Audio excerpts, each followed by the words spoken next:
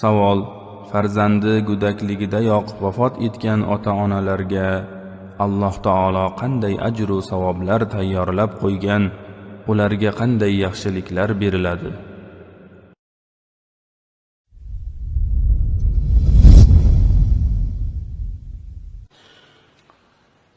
الأطفال الذين يموتون وهم صغار Go'dakligida vafot etgan bolalarning ota-onalari Alloh taoloning huzurida e'tiborga olinadi.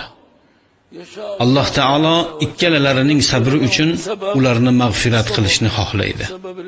Lekin nima sababli ularni mag'firat qiladi? Bolalarini ularga shafoatchi qilib mag'firat qiladi va kechiradi. Sayyidimiz Rasululloh sallallohu alayhi va sallamdan sahih hadis vorid bo'lgan. U zot aytadilar: albatta yosh bola jannat eshigiga tiralib olib, hatto ota-onasini jannatga kirgazmagunicha kirmay turib oladi. Ya'ni jannat eshigiga osilib, o'rnidan qimirlamay u yerga chalqancha yotib oladi. Go'yoki u e'tiroz bo'lib aytadi: ey Robbim, ota-onamni men bilan birga jannatga kirgazmaguningcha yolg'iz o'zim kirmayman. Endi bu mehribonlikning mastari qayerda? Bu g'amxo'rlikni ushbu bolaning qalbiga Robbimiz solib qo'ymadimi?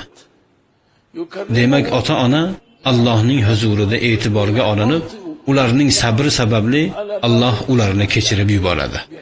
Albatta bu narsa bolaning ehtiromidan bo'ladi.